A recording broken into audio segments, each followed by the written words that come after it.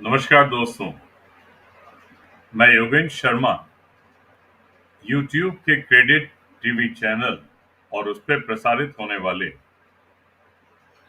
मैं और गीता कार्यक्रम में आप सभी का हार्दिक अभिनंदन स्वागत करता हूं।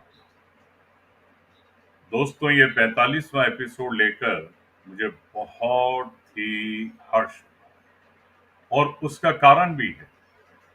अब हमारे पास ऐसे प्रश्न आ रहे हैं, हालांकि कुछ प्रश्न तो रिपीट हो रहे हैं क्योंकि जिनका उत्तर हम पहले पा चुके हैं।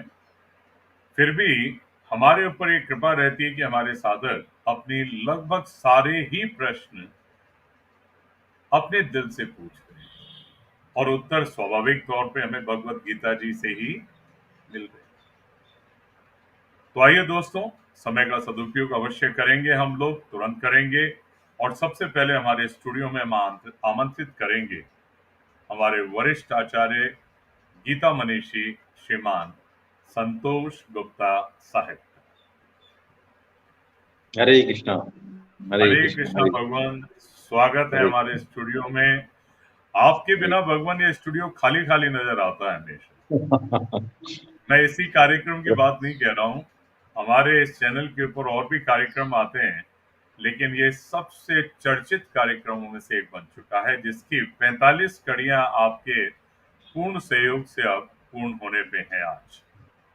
बिल्कुल बिल्कुल, क्योंकि इसमें आप हैं, भगवान श्री कृष्ण की बातें हैं, तो ऐसा होना ही है।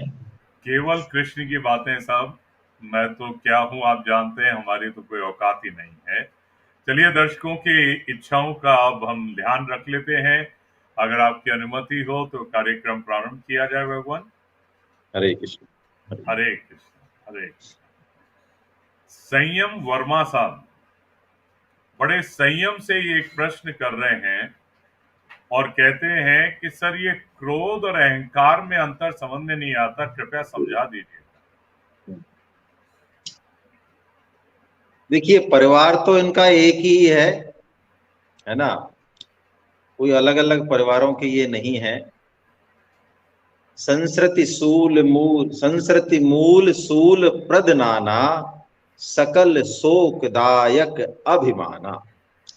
तो ये अहंकार जो है, अभिमान जो है, ये इनका मठाधीश है और इसकी बहुत सारी ब्रांचेज हैं आगे। जैसे कि गीता में कहा गया, भगवान ने 3.37 में, कि काम ऐशा क्रोध ऐशा रजोगुण समुद्भवा, कि कामना समस्त पापों की जड़ है। जय। हम सब व्यक्ति प्राय कलयुग में रजोगुनी हैं। रजोगुनी का मतलब हम सिर्फ इससे निकाल देते हैं कि हमारे अंदर राग है, आसक्ति है, भौतिक कामनाएं कूट कूट कर भरी हुई हैं। ये मतलब है रजोगुण का। तो जब इन कामनाओं की पूर्ति में, इच्छा पूर्ति में जब बाधा लगती है, तो क्रोध पैदा होता है ना। बाधा करने वाला हमसे यदि बलशाली है तो फिर क्रोध नहीं होता है, फिर भय पैदा होता है। लेकिन बाधा पैदा करने वाला हमसे कमजोर है तो क्रोध पैदा हो जाता है। और क्रोध हो चाहे काम हो, इन सबके पीछे अहम ही है, यानी अहंकार ही है। हम अपना अस्तित्व, स्वरूप जो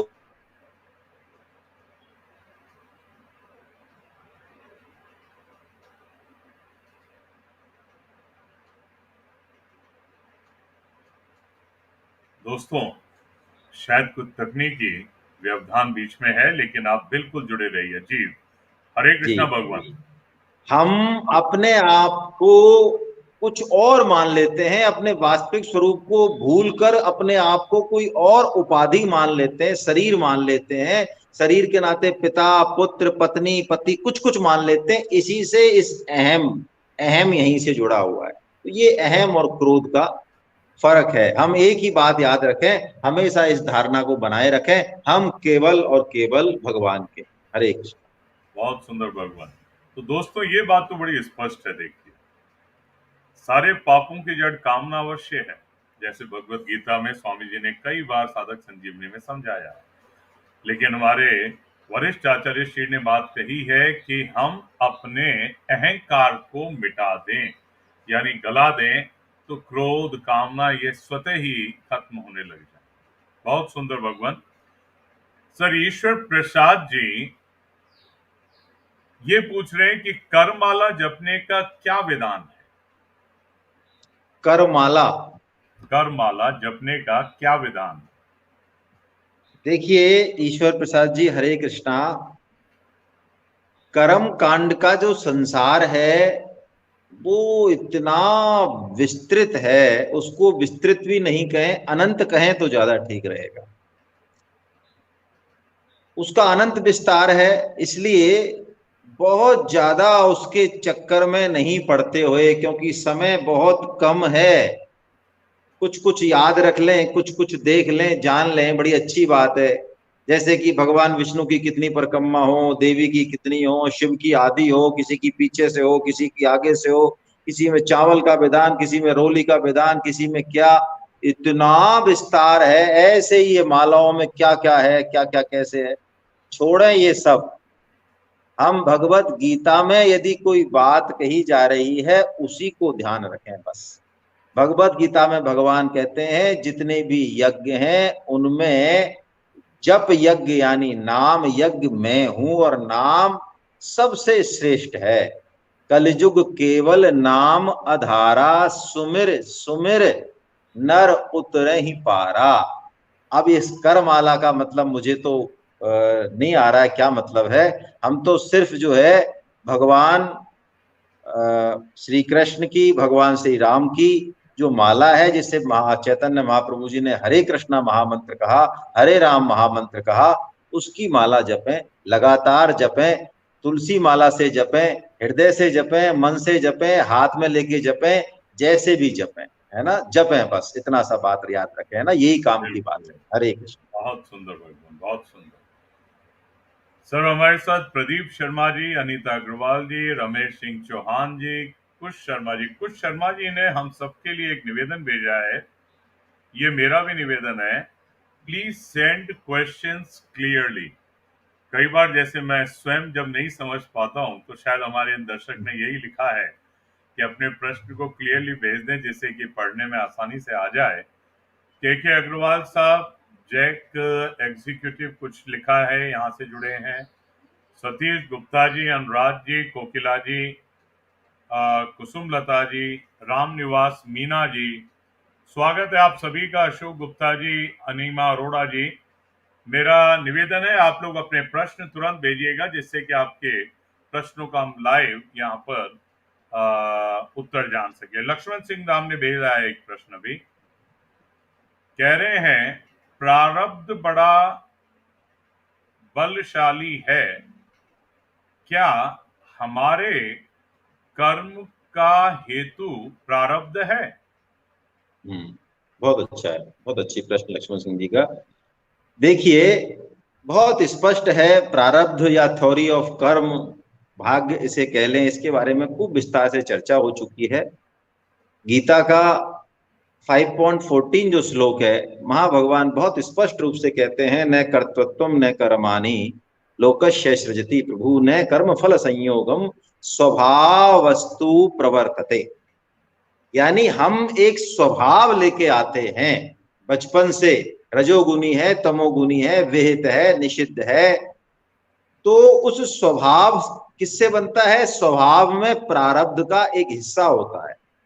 हमने जितने भी कर्म पहले के जन्मों में किए उनके संस्कारों का फल अंश उसमें होता है। जिस माता पिता के रजवीर से हम जन्म लेते हैं उनका भी उसमें हिस्सा होता है। बचपन से जो भी हम खाते पीते हैं, पढ़ते हैं, सुनते हैं, अभी भी जैसा संग करते हैं उसका भी हिस्सा होता है।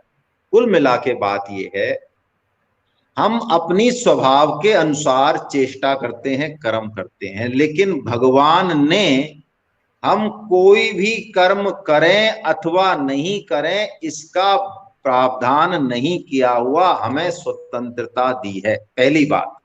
दूसरी बात, कोई भी कर्म हम करें या न करें इसमें हमारा कामना, हमारा विवेक ये हेतु है। हमारा डिसीजन भगवान ने बांधा नहीं है, हमें फ्रीडम दी है, फ्रीडम ऑफ कर्मा दिया है। तो फिर प्रारब्ध का क्या योग है? आप कहते हैं प्रारब्ध बलशाली है, बिल्कुल ठीक। देखिए प्रारब्ध से जैसा प्रारब्ध होगा हमारे चित्त में वैसी ही स्फूर्णा पैदा होगी।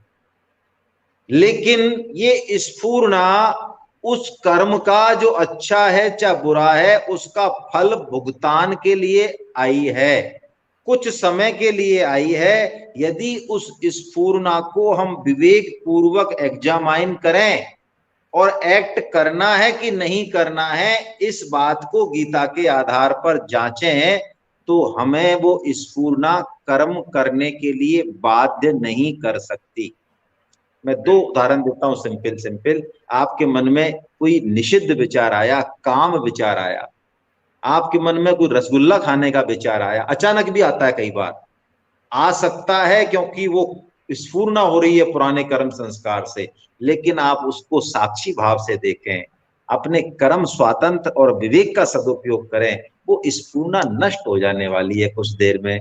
फिर आपको कोई बाध्यता भगवान ने नहीं दे रखी। इस बात को टिकाए रखें, कर्म करने में हम पूरी तरह से जो है स्वतंत्र हैं। भगवान के ऊपर दोषारोपण, प्रारब्ध के ऊपर दोषारोपण नहीं करें। हरे कृष्ण, हरे कृष्ण। हरे कृष्णा भगवान, बहुत सुंदर।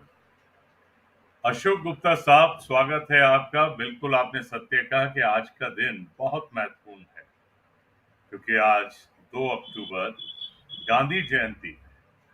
और अशोक गुप्ता साहब का प्रश्न भी उसी को लेकर है। तो दोस्तों, पहले तो आपको गांधी जयंती की बहुत बहुत शुभकामनाएं। धन्यवाद अशोक गुप्ता साहब। और आपके प्रश्न ने मुझे वाकई प्रेरणा दी है कि मैं इसका जिक्र भी कर दूं। आज गांधी जयंती है, गांधी जी पर गीता के प्रभाव से अवगत कराएं।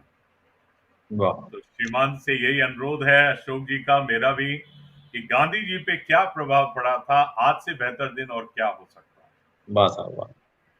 हरे कृष्णा। अशोक जी को बहुत बहुत धन्यवाद और हम सभी को गांधी जयंती की बड़ी बड़ी शुभकामनाएं।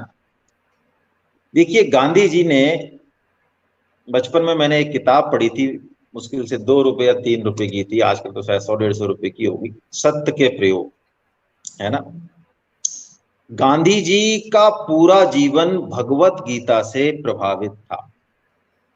और गांधी जी नहीं, बड़े आश्चर्य की आपको बात लगेगी ये, हमारे देश के बड़े बड़े महान देशभक्त जो अंग्रेज सरकार के खिलाफ खड़े हो गए, उस समय की कुरीतियों के खिलाफ खड़े हो गए, उन सबका प्रेरणा स्रोत कहीं ना कहीं भगवत गीता ही मिलेगी।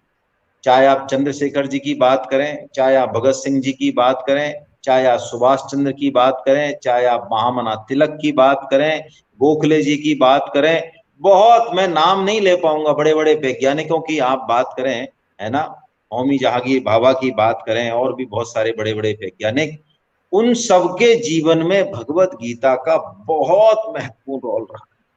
गांधी जी देखिए, गांधी जी ने दो बातों पे बहुत जोर दिया और दोनों ही बातें उन्होंने गीता से ही ली। एक तो गांधी जी ने सत्य के प्रयोग किताब में लिखा, उन्होंने सत्य को कोई सीखने का, पढ़ने का जरिया नहीं बनाकर अपने जीवन का आधार बनाया।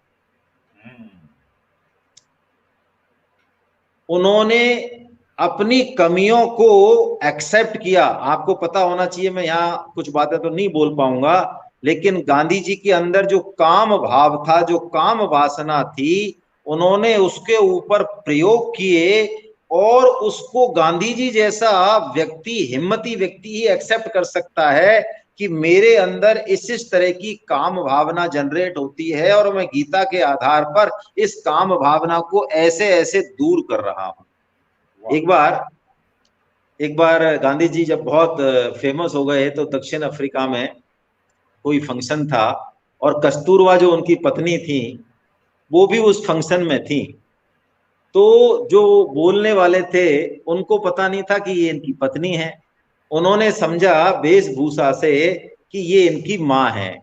और जब उन्होंने स्टेज पे जब परिचय दिया गांधी जी का और कस्तूरबा का, तो उन्होंने कहा कि आज बड़ा हर्ष का दिन है, वहीं की भाषा में कि महात्मा गांधी जो है विराजमान है और उनकी माँ भी विराजमान है ना, इसी मंच पर। अब आप देखिए, गांधी जी उस समय इस सत्य के प्रयोग पर काम कर रहे थे, है ना। उनका अपनी पत्नी से जो दैहिक रिश्ता था वो कुछ इसी तरह का था। उन्होंने बजाय उस संचालक को डांटने फटकारने के, उन्होंने मंच पे जब वो गए, माइक संभाला, तो उन्होंने एक बात कही कि संचालक महोदय ने अनजाने में हमारी भारतीय संस्कृति के, गीता के उस तत्व को रेखांकित कर दिया जहां की हम सबको पहुंचना है। मेरी यात्रा की अंतिम स्थिति यही होने वाली है कि कस्तूरबा जो कि मेरी धर्म पत्नी है, ये एक तरह से मानो मेरी माँ ही होने वाली है।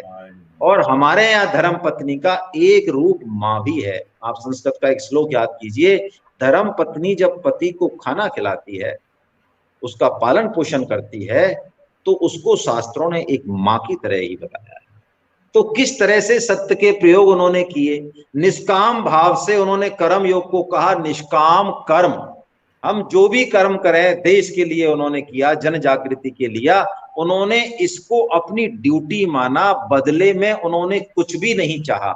जब देश आजाद हुआ तो महात्मा गांधी का ये सजेशन था, सभी को ये कहना था कि हम जितने भी फर्स्ट पंक्ति के जो लीडर हैं, जवाहरलाल नेहरू हों और भी बड़े बड़े लीडर हों, महात्मा गांधी हों, उन्होंने कहा कि हम सबको पद नहीं लेना चाहिए, हम संरक्षक की भूमिका में आ जाए पीछे, और दूसरी तीसरी लाइन के लोगों को प्रधानमंत्री, राष्ट्रपति और मंत्री बनने दें, इससे देश बड़ा अच्छे तरीके से चलेगा।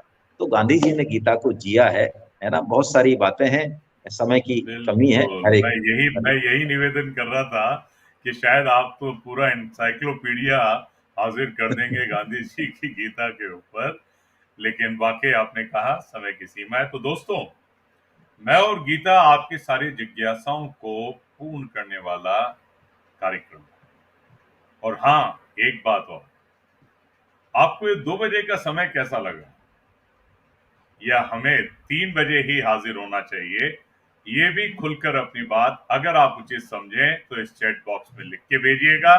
बस थोड़ी देर में हम यूं गए और यूं आए। इंतजार करिए, मैं और गीता अभी लेकर आ।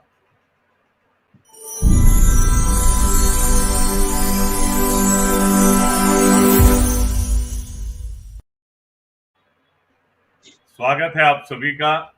आपका भी सर बहुत बहुत स्वागत है पुनः हमारे स्टूडियो में।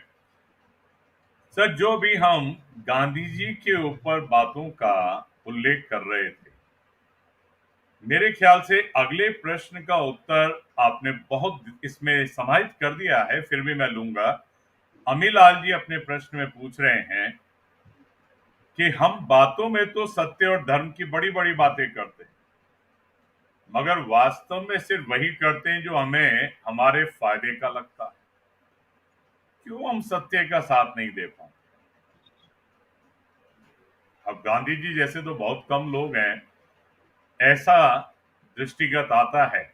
हमारे साथ ये प्रॉब्लम क्यों बनी रहती है, ये जानना चाहते हैं अमीलाल। हरे कृष्णा।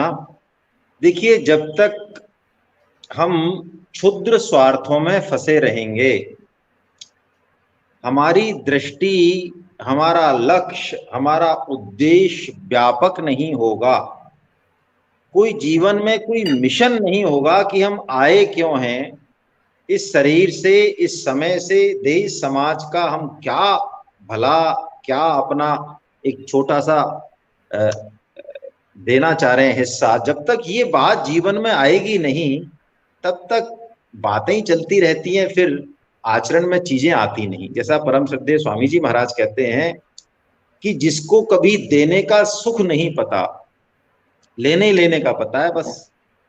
तो जब तक उसको देने का सुख ही नहीं पता, तब तक उसको देने की बातें ही तो कर ले वो, लेकिन वो उसकी वृत्ति लेने की ही बनी रहेगी। जीवन का एक विशेष उद्देश्य है, हम जहां भी हैं अपना फील्ड चुने, कैसे देश की, समाज की सेवा कर सकें और हमारे शास्त्रों में जो बताया है उस पर हम चल सकें, ऐसा निश्चय हम करें। थोड़ा सा जीवन में सादगी लाएं, संयम लाएं, थोड़ी कामनाएं कम करें, भोग वृत्ति कम करें, तो हमें शास्त्रों की बातें समझ में आएंगी। अभी होता क्या है, आप बात बिल्कुल ठीक कह रहे हैं, जमीन तो तैयार है नहीं और बीज एक से एक बढ़िया चाहिए हमें। बीजों पे चर्चा बहुत तगड़ी करेंगे, सर वो अमेरिकन वाला आता है 500 रुपए किलो, वो कैसा रहेगा, सर वो आता है, वो कैसा रहेगा? सब बढ़िया रहेगा, लेकिन क्या निराई गुड़ाई हो गई जमीन की?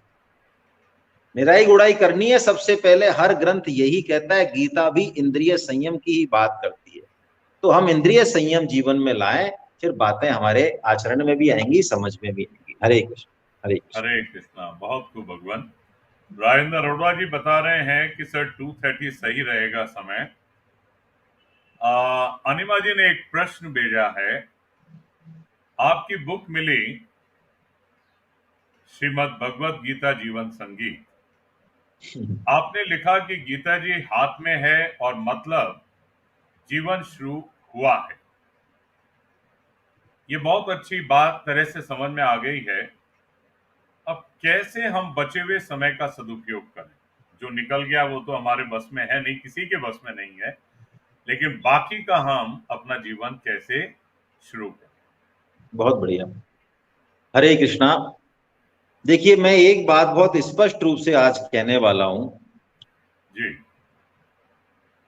हम लोग जो सर, आप कई ऐसे सालों जब से कहते हैं तो डर भी लगने लगता है, कहीं ऐसा नहीं हो कि आप हमें कुछ ऐसी बात कह दें जो डर भी समाहित है हमारे अंदर। हम लोग कई सालों से जो गीता से जुड़े हुए हैं, विशेषकर उन साधकों के लिए ये बात है, नए लोगों के जी लिए नहीं है। जी जो कई सालों से गीता से जुड़े हुए हैं, उनमें भगवान की बात को लेके, भगवान की प्रसन्नता के लिए काम करने को लेकर, स्पष्ट कहूं तो गीता प्रचार को लेकर एक तरह की जड़ता आने लगती है।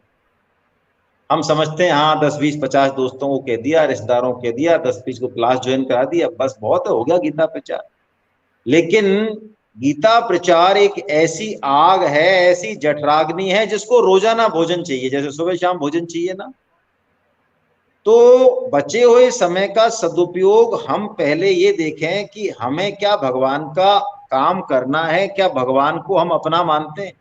क्योंकि यदि हम भगवान को अपना मानेंगे तो भगवान की बात का प्रचार स्वतः ही करेंगे, नई नई युक्ति जीवन में आ जाएंगी, अपने आप दिमाग में आएंगी। विनोद गौड़ साहब जो नए गीता के साधक हैं, वो आजकल इस पर गीता प्रचार पर बड़े अच्छे से काम कर रहे हैं, और मैं उनका ही उदाहरण देता हूं, क्योंकि जो भगवान को जितना ज्यादा अपना मानता है, भगवान उसको उतनी ही सुबुद्धि देते हैं। उनसे एक वृद्ध महिला ने पूछा कि हम आपकी तरह जोशीले नहीं हैं, हम संतोष गुप्ता जी की तरह किताब नहीं लिख सकते, हम अब बुजुर्ग हैं, हम इधर उधर आ जा भी नहीं सकते। उन्होंने कई चीजें बताई। फिर बताइए हम गीता प्रचार कैसे करें? बहुत प्यारा प्रश्न है उनका ये। इसका मतलब है कि वो गीता प्रचार करना चाहती हैं, बचे हुए समय का सदुपयोग करना चाहती हैं। हम्म तो देखिए, विनोद गौड़ साहब ने एक बात कही जो मुझे लग रहा है हम सब साधकों के लिए बड़ी उपयोगी है।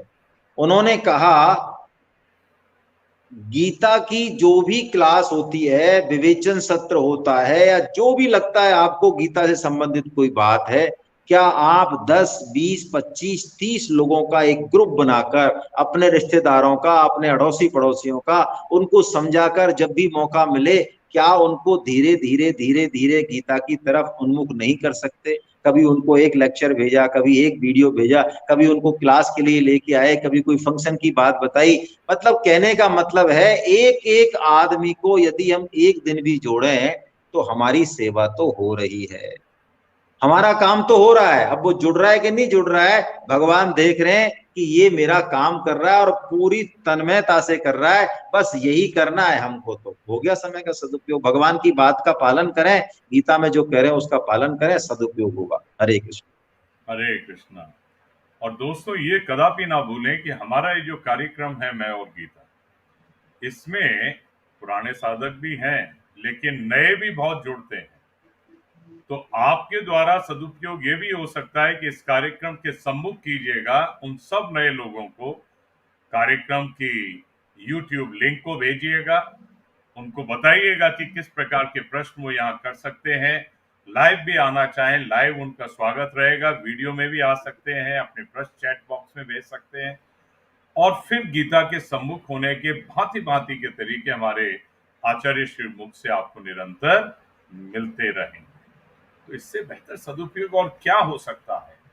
जी हाँ, लग जाइए प्रचार के अंदर। सर, एक प्रश्न आया है, ये हम लोग उत्तर कई बार इसका दे भी चुके हैं, लगभग एज इट इज प्रश्न तो नहीं है लेकिन काफी कुछ मिलता जुलता है। भीमसेन साहब भेज रहे हैं, कहते हैं गुरुजी खूब कोशिश करने के बाद भी मन भटकता रहता, पता सब होता है, यानी है ये बहुत, इससे भटकाव ही होगा ये भी जानते हैं सर, फिर भी मन नहीं मानता, इसका कोई गीता में उपाय है तो कृपया सुझाव दीजिएगा। देखिए, जब बहुत सारी बातें सुनकर भी मन नहीं मान रहा है, इसका मतलब मुझे लगता है, फिर मैं आज एक बिल्कुल नई बात कह रहा हूं, इसका मतलब है कि शरीर और मन का ठीक ठीक संयोग नहीं है। आप थोड़ा दौड़िए, भागिए, एक्सरसाइज कीजिए, जरा शरीर से पसीने टपकाइए। जब आपका शरीर एकदम स्वस्थ होगा, अच्छी हालत में होगा, तो आप पक्की बात मानिए उस अवस्था में आपका मन भी लगेगा। उस समय आप सत्संग कीजिए, अच्छे लोगों के साथ रहिए, अच्छी अच्छी किताबें पढ़िए, किसी सत्कर्म में लगिए। जहां आपका मन लगता है उस विधि से भगवान का काम कीजिए, मन लगेगा, लगेगा, है ना। बिल्कुल घबराइए मत। भगवान ने कहा अभ्यास है न तू कौनते ये वैराग्य न च गृह्यति। अर्जुन, अभ्यास और वैराग्य, इन दो बातों से मन लगता है, लगता है, लगता है। बिल्कुल। अच्छा सर, एक प्रश्न मेरे अंदर हिचकोले लगा हुआ है और वो यही है, आपने कभी ईश्वर से लड़ाई झगड़ा किया है क्या?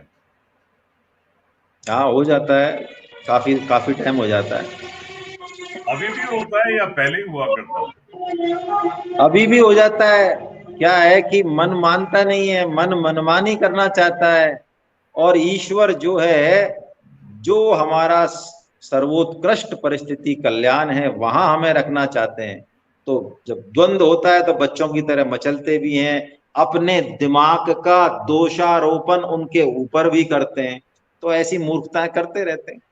हर्षवर्धन साहब हमसे लगभग इसी प्रकार का कोई प्रश्न कर रहे हैं, हालांकि उनका भाषा प्रश्न की अलग है। कहते हैं ये ईश्वर ने सृष्टि की रचना ही क्यों कर दी, हम्म। हमें पाप और दोष के लिए खुला छोड़ दिया, देखो तो सही, बांध के रखते वो, हम पाप ही नहीं करते, अपने हम्म। संरक्षण में क्यों नहीं रख लिया उसने हमेशा में? बहुत बढ़िया, बहुत बढ़िया बात है, बहुत बढ़िया बात है। तो अब नाम भूल रहा हूं मैं इनका, क्या कह रहे हैं, हर्षवर्धन हर्षवर्धन जी। साहब, हाँ, देखो हर्षवर्धन साहब। कितना सुंदर, आपका कितना सुंदर नाम है, हर्षवर्धन। यानी आपको भगवान ने इस तरह का मौका दिया है कि आपके अंदर जो सच्चा आनंद है उसका वर्धन आप नित्य करते जाएं। आज आप जहां भी रहते हैं हर्षवर्धन साहब, वहां की जनसंख्या और आपके शहर में स्थित जेल में कैदियों की संख्या, दोनों में बड़ा अंतर है। क्यों? वो सारी जनसंख्या कैदी क्यों नहीं बन जाती? और जो कैदी हैं, क्या वो बाहर नहीं आ सकते? उनको कोई मना है क्या? देखिए, जब खेल होता है ना, कोई खेल, खेल के कुछ नियम होते हैं, है ना। हम क्या चाहते हैं, हमारा दिमाग उन समस्याओं से जूझने के बजाय, उस खेल को, रोमांचक अंदाज को खेलने के बजाय, हम लोग क्या करते हैं, एकदम दिमाग की जड़ता को कहते, काम में लेते हुए कहते हैं रोबोटिक सॉल्यूशन कर दो। भगवान ऐसा कर दें कि सब अच्छा ही अच्छा करें, हमारे हाथ पैर एक तरफ ही हिले, दूसरी तरफ हिले ही नहीं, हमारी बुद्धि इधर ही इधर चले, तो रोबोट है तो सही, है ना। जड़ चेतन यही तो है। हमको जब पत्थर, पौधा, पशु बना दिया जाएगा, और बने भी हम होंगे, ऐसी कोई बात नहीं है, तो चिंता मत कीजिए। उस समय आप जो चाह रहे हैं वही हो रहा है, और आप दोबारा यदि चाह रहे हैं, हजारों लाखों सालों के बाद तो ये मौका मिला है, और ये मौका यदि अच्छा नहीं लग रहा है तो अब ठीक है, प्रभु से प्रार्थना करिए, है ना। बिल्कुल बिल्कुल। तो आप प्रार्थना देखिए, कीजिए। सीख लीजिएगा साहब, भीमसेन साहब, हर्षवर्धन साहब, आपको जो है बहुत बढ़िया टिप्स मिल गए। दोस्तों जुड़े रहिए, बस यूं गए और यूं आए, आपके प्रश्नों का उत्तर लेके हमारे कार्यक्रम का, मैं और गीता।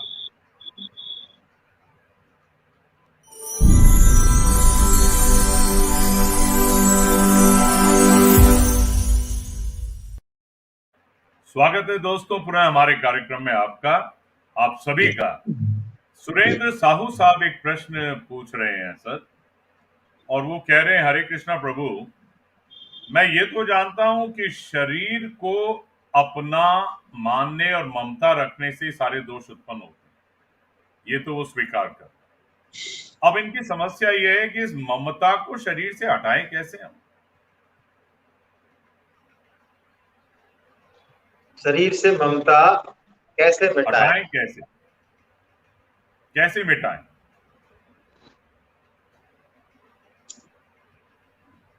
देखिए, शरीर हर क्षण परिवर्तनशील है, हर क्षण मृत्यु है ही। परम सिद्धे स्वामी जी महाराज कहते हैं कि हम जी रहे हैं ये सत्य नहीं है, हम मर रहे हैं ये सत्य है। मृत्यु हर क्षण हो रही है और विज्ञान भी इसको मानता है, हर कोष का नष्ट हो रही है।